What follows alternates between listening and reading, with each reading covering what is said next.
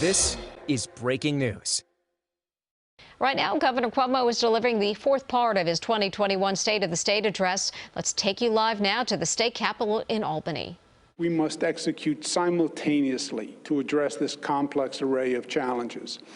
We have detailed our plan to stop the spread of COVID and manage our hospitals, the challenges of the vaccination process and the lack of federal supply. We discussed the challenges post the COVID war, the reconstruction period, using testing to reopen our economy and bringing the arts and culture back to our cities, how we must anticipate a changing economic landscape with universal broadband and seizing opportunities such as our transformation to a green economy. We've established that the state's short-term $15 billion economic deficit must be addressed by Washington, and the inarguable truth that Washington has assaulted New York for the past 4 years, and that we must demand justice and fairness from Washington finally. New Yorkers are just tired of subsidizing other states with our tax dollars. The late Senator Daniel Patrick Moynihan repeatedly made the point that New York has constantly been shortchanged by the federal government. No state gets back less from Washington than New York State. It has been true for over 50 years. New York subsidizes 42 other states. Why should we subsidize other states to keep their taxes artificially low so they can then appeal to our citizens and businesses to relocate? And it's only been getting worse. The new SALT assault on New York taxpayers cost an additional $30 billion. Let our federal representatives, who now control both houses in Washington, finally deliver for New Yorkers. Basic fairness is all we ask, but basic fairness we demand. Yesterday, we discussed our green economy plan, a specific targeted opportunity, and we are excited about it. Today, we will discuss a broad-based economic stimulus, building a new New York. History teaches us that when the private economy is lagging, the public sector can spur activity. That when unemployment is high, the public sector can create jobs. And when interest rates are low, the public sector should invest. That only the public sector can build the common economic platform for growth, the foundation that all businesses rely on to prosper, our transportation system, our infrastructure, our broadband, and our education. This lesson has been taught many times through history, and its success has been well documented. Now, while history has described the physical and economic benefits of public investment, there has been less discussion of the ancillary benefits. Building new projects, enhancing day-to-day life, seeing progress also lifts people's spirits. Increasing belief in the future increases consumer and investor confidence.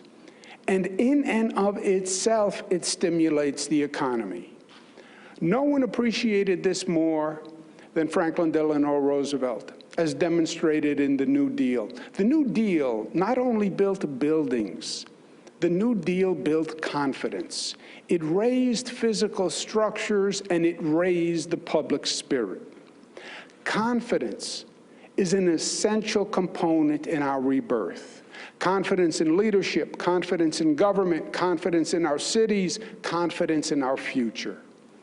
The New Deal was born in New York State during Roosevelt's governorship because its bold, daring, innovative spirit has always been our New York ethos.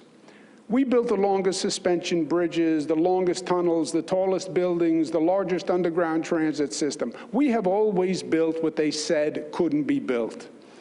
Our first great breakthrough came in 1817 when we built the Erie Canal, connecting the interior of the United States to the world through New York Harbor. The canal was such an ambitious and audacious undertaking that they actually moved to impeach Governor Clinton as being mentally unstable for believing New York could do it. But he did, New York did, and New York's trajectory changed forever. But somewhere along the way, this nation lost its ambition. We sat by and we watched our infrastructure crumble. Meanwhile, the world developed around us. We saw the largest high-speed rail network erected in China, the longest tunnel built in Europe, great global air hubs take shape in the Middle East, turning barren desert into economic engines. Once a world leader, this country lost the vision and political willpower to build boldly and bravely. We lost sight of the connection between today's construction and the prosperity of 1,000 tomorrows. We chose to kick the can down the road, a road that was crumbling before our eyes. But in New York, we once again took a different path. Across the state, we're now building bigger and better and laying the foundation for our future. Not even COVID stopped us. Even as we battled the pandemic, we used the period of reduced traffic to actually accelerate projects through the state. Just in the last 10 months, we opened new terminals at LaGuardia Airport. We completed the new Buffalo Exchange Street train station. We completed the RFK Bridge extension to put cars directly onto the Harlem River Drive. We finished removing the Robert Moses Parkway in western New York to access the Niagara River Gorge. We completed the historic and exciting 750-mile Empire State Trail from New York City to Canada and Albany to Buffalo. We completed the $150 million transformation of the state fairgrounds in Syracuse. We opened the new Saranac Waterfront Lodge in the Adirondacks. We started building the Center for Bioelectronic Medicine in Long Island. We launched cashless tolling on the entire 500-mile New York State Thruway. Acting on our own, we have created the largest state infrastructure program in the nation. After years of broken promises from Washington, we now finally look forward to working with a new partner in President-elect Joe Biden, long a champion of national infrastructure investment. If you remember, it was then Vice President Biden's criticism of LaGuardia Airport, calling it a third world airport, that I frankly used to provoke action and build a new airport. Going forward, I believe that New York's capacity and federal resources can be a potent combination to do even more. And now is the exact time to do it. In downstate New York, the priority is to increase mass transit capacity, confidence, and comfort. The first step, I'm proud to say, has already been taken. The new $1.6 billion Moynihan Train Hall at the historic Farley Post Office opened on New Year's Day. It is a welcomed alternative to the woefully overburdened Penn Station. The new station harkens back to a time when society built magnificent and proud public works. The new train hall boasts a grand 92-foot-high skylight dome, 225,000 square feet of retail restaurants and modern conveniences, cloaked in majesty and history. It will be a destination in and of itself. But Moynihan Hall is just the beginning.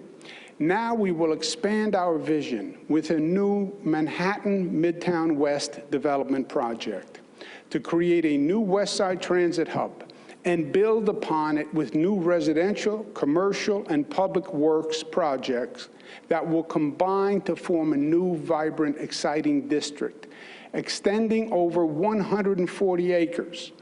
Now, 140 acres may not sound like much in upstate New York, but in Manhattan, it is massive. It will be a transit-oriented development on a scale never attempted. The next step will begin with reimagining and rebuilding a true blight in New York City, Penn Station, which is aging, deteriorated, and overcrowded. It was designed to handle 250,000 passengers per day. It served 650,000 passengers per day in 2019. That's more than JFK, LaGuardia, and Newark airports combined. With the Moynihan Train Hall open, we can now redirect passengers and turn to redeveloping Penn's current cluster of catacombs into a world-class transportation facility. We see the potential.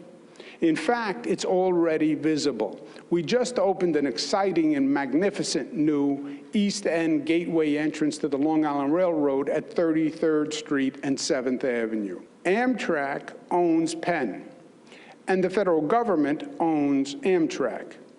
New York has been a good partner to Amtrak and the federal government, and now they must be a good partner to us. But besides making stations more attractive for passengers, we also want to add track capacity. Today, Penn Station has just 21 tracks, and they're shared by the Long Island Railroad, New Jersey Transit, and Amtrak. The mass transit future demands more capacity. By acquiring the square block to the south of Penn Station, we can build another terminal. We call it Penn South.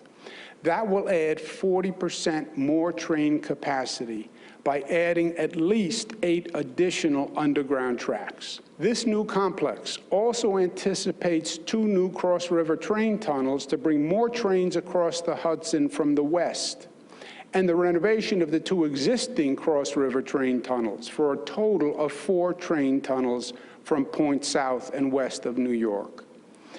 Washington has delayed these tunnels, called the Gateway Project, for years, and they must finally move forward. New York State stands ready to help in an equitable gateway venture, but New York has neither the resources nor the patience to partner in more wasteful bureaucracy. Taken together, the Moynihan Hall, the block south of Penn Station, and the renovated Penn Station will double our capacity and make travel easier, safer, and more reliable, and more enjoyable. The new project will be called the Empire Station Complex and will be the most ambitious mass transit development in the United States of America. But that's just the beginning of Manhattan Midtown West. With this transportation complex as its cornerstone, the redevelopment will spread east to Broadway and west to the Hudson. We are expanding the Javits Convention Center with a 50% increase, a 1.2 million square foot expansion. This expansion will make the Javits Convention Center a national leader in attracting conferences and exhibitions, and it's going to be done this year. We will also make 14 building sites available that will yield 20 million square feet of retail, commercial, and residential development. Our priority will be to use these sites for affordable housing, creating up to 1,400 much-needed units. To make this a walkable, enjoyable part of Manhattan, we will also be able to expand the hugely popular High Line. In Phase 1, the High Line will be expanded eastward from 10th Avenue and 30th Street through the Brookfield properties, creating a 1,200-foot path to the Moynihan Train Hall.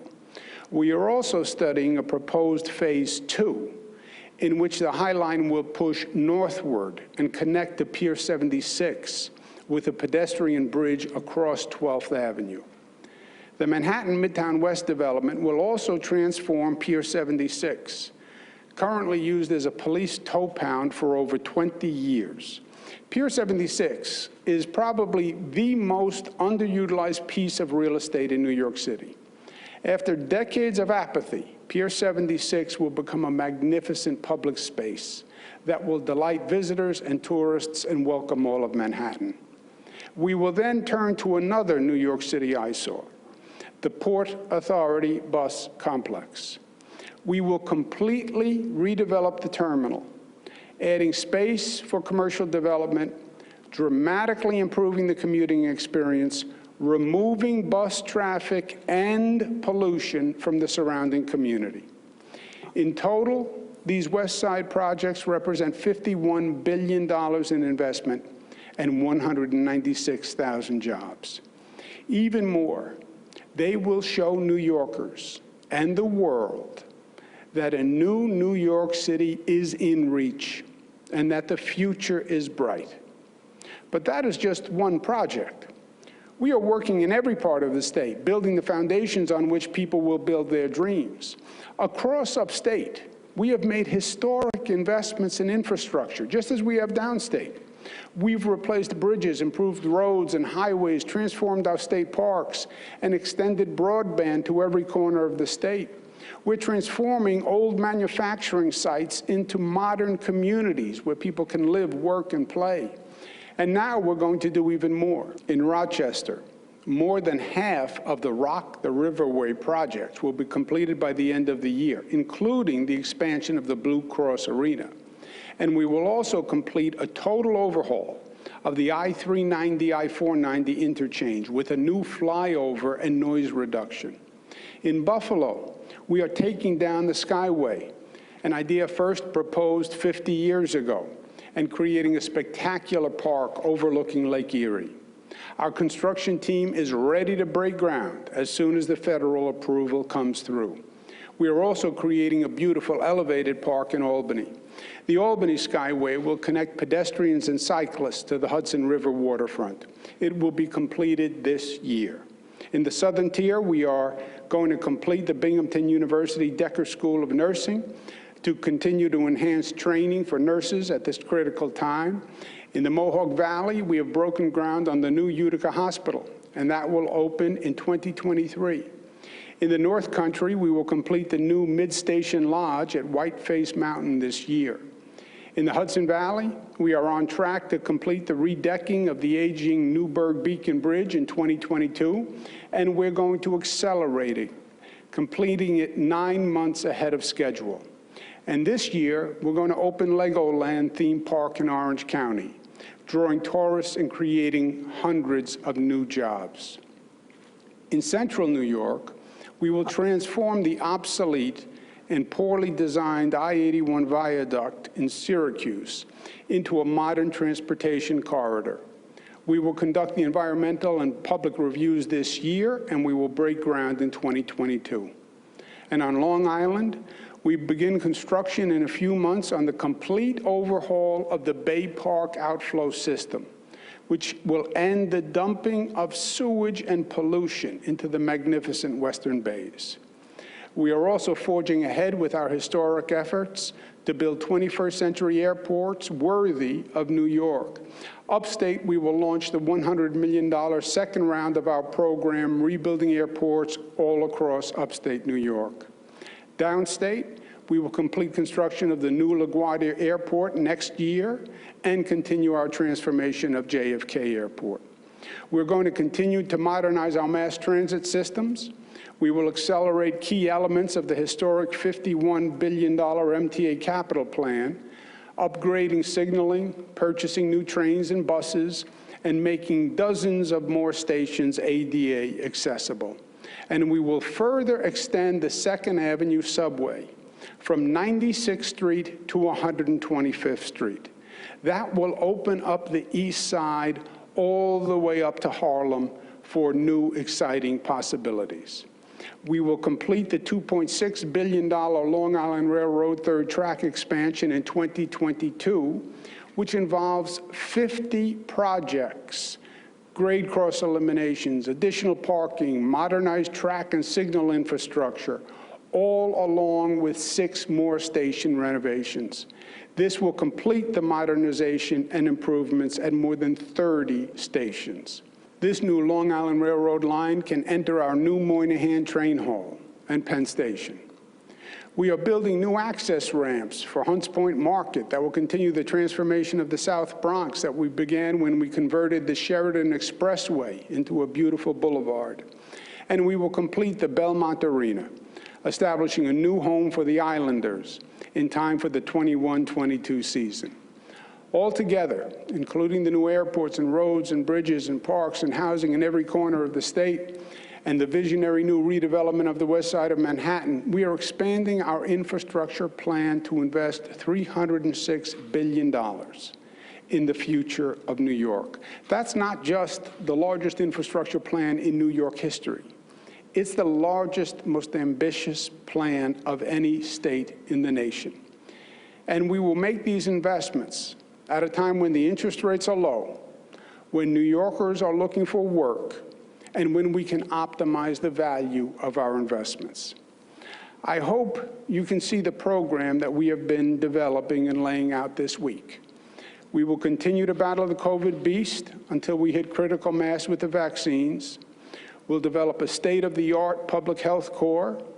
We'll use our infrastructure program to help stabilize the economy while we're constructing public works that we're going to need for the rest of the century. We'll establish New York as the leader of the global economy. And we'll do all these things simultaneously. We will learn from the past as we move forward. Shakespeare wrote, "The past is prologue." I am not sure that history repeats itself, but I believe, as Mark Twain said, that it rhymes.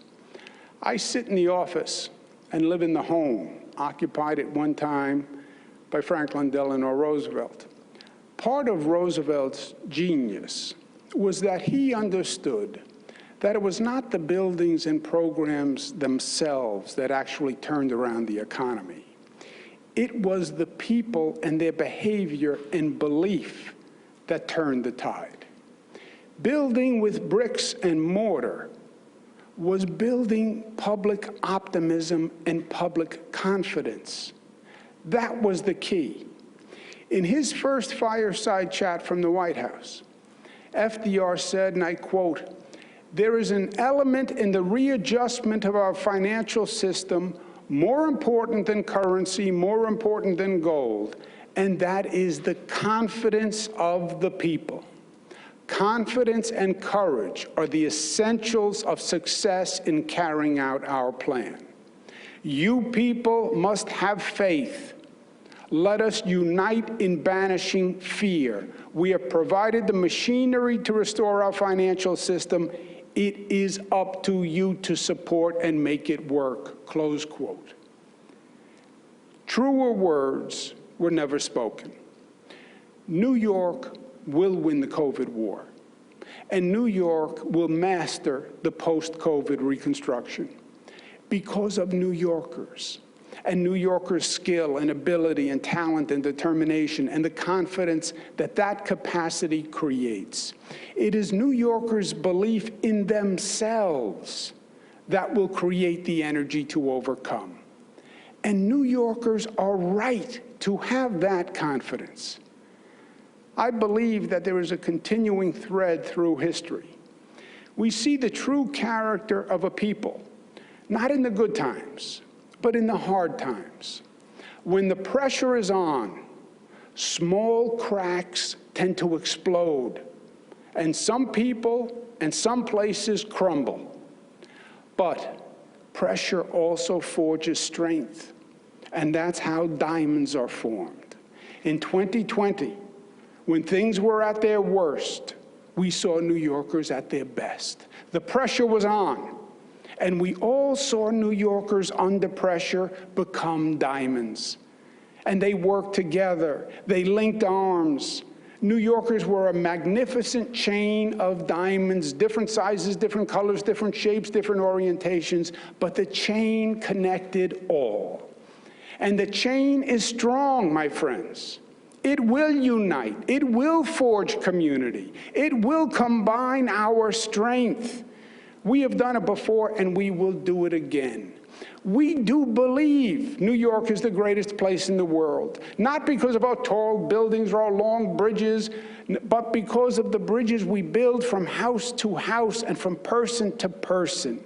There is nothing that we can't overcome, and there is nothing that we can't do together. We are just too damn New York tough, smart, united, disciplined, and loving, and we are proud of it. Let's get to work together. Thank you.